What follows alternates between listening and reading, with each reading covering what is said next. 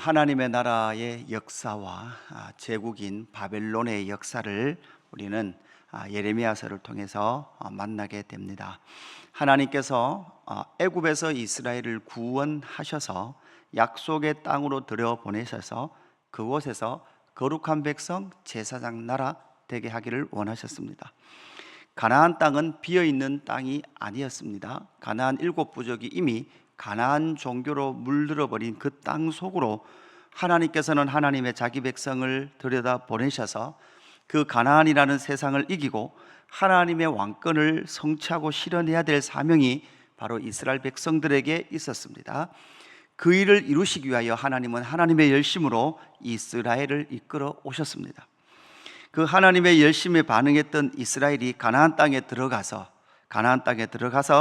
하나님의 뜻을 이루지 못한 채 그들은 금방 가나안화 되어 버리죠.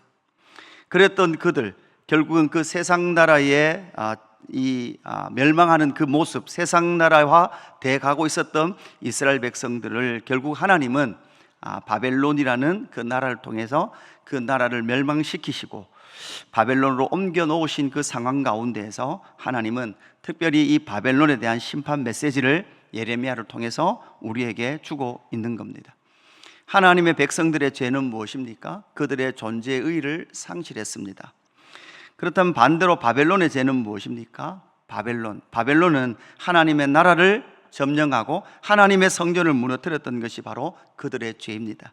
이것이 오늘을 살아가고 있는 저와 여러분에게 어떤 의미가 되게 되었느냐라는 질문을 해봐야 합니다. 오늘 이 말씀은 50장, 51장에 계속해서 바벨론에 대한 멸망 메시지를 저와 여러분에게 주고 있습니다. 그러면서 오늘 하나님께서는 20절 말씀에 보면 20절에서 23절 말씀까지 보면 계속 이 바벨론은 분쇄하는 역할을 했다라고 그렇게 말씀하고 있습니다. 여기서 분쇄라는 이 단어는 그 어원은 흩어지다, 흩다라는 의미의 동일한 의미를 가지고 있습니다. 우리가 잘 알듯이 흩어지다라는 단어는 창세기 11장에 바벨탑을 쌓았던 그들의 모든 언어가 악을 계획하고 하나님을 대적할 일을 계획했던 초기의 국가의 형태가 바로 바벨탑을 쌓았던 그들이었습니다. 세상의 왕이었던 니므롯을 통해서 하나님을 대적하는 그들이 세운 나라, 그 나라가 어떤 나라였습니까? 고대 바벨론이었습니다. 그 바벨론이 바벨탑을 쌓고 흩어짐을 면하자라고 할 때 삼위 하나님께서 이 땅 가운데 내려오셔서 그 땅 그 바벨론을 어떻게 하십니까? 흩어버리시죠. 그래서 언어가 흩어지고 그 민족들이 각각 흩어져서 나라를 만들어 살아갔던 것이 인류의 역사가 되었던 것이죠. 여러분, 이것처럼 바벨론은 결국은 그들이 살아갔던 그들의 삶 역시도 끊임없이 나라와 민족을 분쇄했던 그들처럼 하나님도 이스라엘 이 바벨론을 어떻게 하시겠다는 거예요? 분쇄하며 심판하시겠다는 겁니다. 주일날 말씀을 나눴듯이 왜 이렇게 하나님은 이들을 향하여 이렇게 분노를 쏟으십니까? 진노를 쏟으시는가? 사실 이 진노 속에서 우리는 무엇을 발견해야 된다고 했습니까? 십자가에 쏟으신 하나님 아버지의 진노를 우리는 보아야 한다고 했습니다. 그러나 우리는 또한 알아야 합니다. 하나님은 하나님의 왕권을 인정하고 예수 그리스도의 구원자 되심을 인정하는 이 세상 나라도 하나님은 무엇하기를 원하십니까? 구원하기를 원하십니다. 그 예수 그리스도의 십자가를 믿는 모든 자들을 하나님은 구원하시기를 원합니다. 그러나 그 예수 그리스도를 믿지 않는 그 예수 그리스도의 십자가를 또다시 중심으로 놓고 그 예수 그리스도를 믿지 않는 바벨론과 이 세상을 향한 마지막 때 하나님은 그 진노를, 심판의 공의로운 진노를 다시금 부으실 것에 대해서 요한계시록에서 분명히 말씀합니다. 그래서 다시금 신약의 시대에 우리에게 적용해 보면 다시금 예수 그리스도의 십자가 복음을 중심에 놓고 예수 그리스도의 십자가 복음을 믿으면 이걸 무엇입니까? 구원입니다. 생명입니다. 그러나 예수 그리스도의 십자가를 믿지 않으면 여러분 무엇입니까? 심판입니다. 하나님의 분쇄와 공의로운 재판이 그들을 기다리고 있다는 것을 우리에게 말씀해 주고 있는 거죠. 우리는 이 말씀을 통해서 신약 시대를 살아가고 있는 우리에게 어떻게 적용을 해야 합니까? 여러분, 우리는 결국 신약의 성도인 저와 여러분은 하나님이 왕이시고 그 하나님이 왕이신 예수 그리스도의 십자가의 복음을 믿는 믿음으로 살아야 합니다. 여러분, 우리가 믿는 것은 예수 그리스도의 십자가의 복음이에요. 그 복음이 우리의 삶을 회복하셨고 우리에게 영원한 생명을 주셨다라는 그 믿음을 붙들고 살지 않으면 우리는 또다시 어떻게 됩니까? 바벨론이라는 세상의 유혹에 넘어지게 됩니다. 여러분, 이 10개의 나라가 애굽에서 시작해서 어디로 끝난다 그랬죠? 바벨론으로 끝난다 그랬죠. 여러분, 애굽은 뭐를 상징한다고 그랬습니까? 그들의 옛사람 종되었던 그곳에서 하나님께서 구원해 내시지만 구원받은 이스라엘 백성들이 어디로 들어가요? 가나안 우상으로 넘실거리는 바벨론 세상으로 넘실거리는 가나안 땅으로 들어가요. 그 속에서 살아야 돼요. 그런데 그 속에서 가나안의 바벨론의 수많은 유혹들이 밀려오는 거예요. 육신의 정욕, 안목의 정욕, 이생의 자랑이 끊임없이 우리에게 몰려오는 거예요.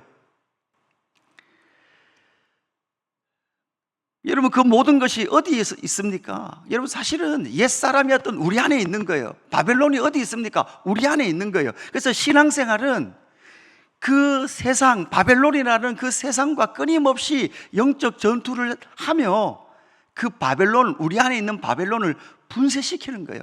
끊임없이 나를 자랑하고 싶고, 끊임없이 나를 드러내고 싶고, 끊임없이 내가 좀 편하고 싶고, 내가 꼭 인정받고 싶은, 그래서 그것이 되지 않을 때 분해서 견딜 수 없는 내 자신을, 내 안에 있는 바벨론을 날마다 많은 거예요. 십자가에 못 박는 거예요.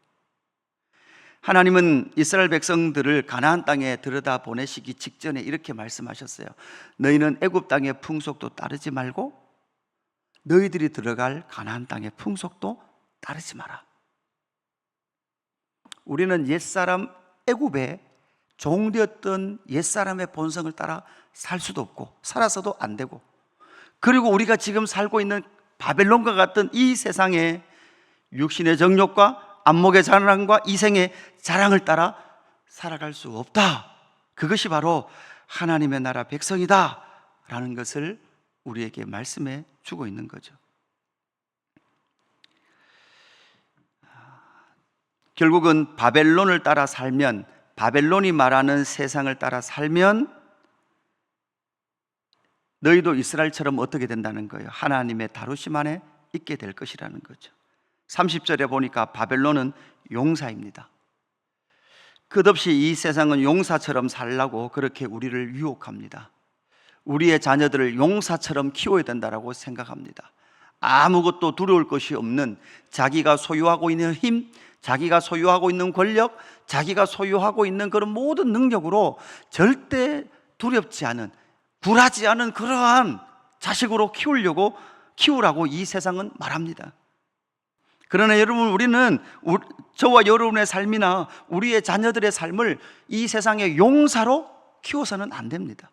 누구로 키워야 합니까? 하나님의 아들들로 키워야 합니다.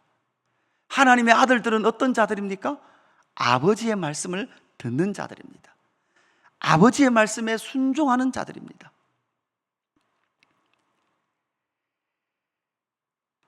하나님께서 이 이스라엘 백성들을 가나안에, 이 바벨론에 패망하는 모습으로 드러나게 하시고, 또한 그뿐만 아니라 바벨론을 하나님의 나라 이스라엘 백성들을 다루는 도구로 사용하셨습니다.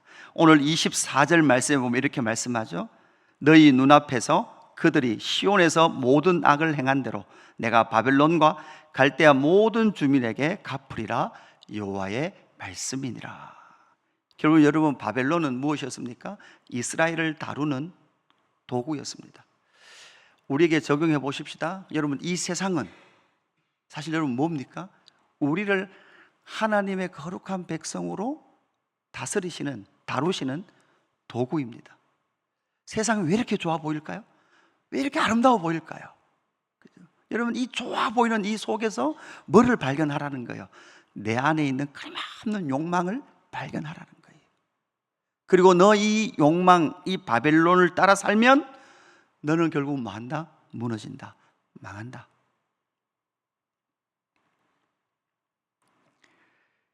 그리고 너는 하나님의 나라, 하나님의 통치, 하나님의 아들 예수 그리스도를 믿는 믿음으로 살아라.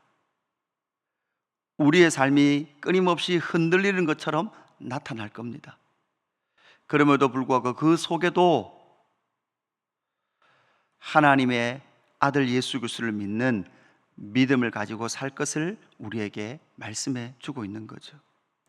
여러분, 역사 속에도 참 독특해요. 여기 막 나오는 이 말씀들을 보면 결국 여러분, 이 바벨론이라는 이 당시의 나라는 이 제국의 역사는 7, 80년이 가면 그냥 끝나버려요. 어떤 역사와 같이 한다 그랬습니까? 이 이스라엘 백성들이 바벨론으로 포로로 끌려간 70년과 이 바벨론의 역사는 동일해요. 이스라엘 백성들이 본국으로 돌아올 때가 되면 이미 바벨론은 망하고 어떤 제국이 등장합니까? 페르시아라는 제국이 등장해요. 느부갓네살을, 바벨론의 왕이었던 느부갓네살이 생각하기에 자기의 나라가 영원할 거라고 생각했어요. 그래서 다니엘서 3장에 보면 여러분, 느부갓네살이 뭐를 만든다 그랬죠? 금신상을 만든다 그랬죠. 그 금신상은 뭐를 말합니까? 자기 아버지와 자기가 세웠던 바벨론을 상징하거든요. 이 느부갓네살은 자기 나라가 영원할 거라고 생각했어요. 또한 영원할 것을 기대했어요. 그런데 하나님은 오늘 성경 말씀처럼 그 바벨론이라는 나라, 영원할 것 같았던 바벨론이라는 나라는 7, 80년이 가지 못한 채 페르시아에게 망했고, 페르시아는 나라가 더 커지거든요. 더 영원할 것 같았어요. 그러나 그 페르시아도 200년 가지 못하고 망해요. 제국의 역사는 망하더라고요. 헬라도 30년 가고 망하고요. 로마도 좀 오래 가지만 로마도 결국은 망했어요. 여러분, 세상 나라는 뭐합니까? 망합니다. 그리고 그 세상 나라, 망하는 세상 나라에 모든 삶을 걸고 살아가는 사람은 결국은 그 바벨론과 함께 만다는 거예요. 망한다는 거예요. 하나님의 나라 백성들은 그 삶을 살지 마라. 예수 그리스도를 믿는 믿음, 사랑의 나라, 용사가 아니라 하나님을 섬기는 낮은 자리에 설 수 있는 그 사람, 그 하나님의 사람만이 영원한 나라, 영원한 하나님의 사랑 가운데 거할 수 있다는 것을 이 말씀을 통해서 우리에게 보여주고 있는 겁니다. 바벨론은 역사 속에서도 황무지가 되었습니다. 영적으로도 여러분 무엇입니까?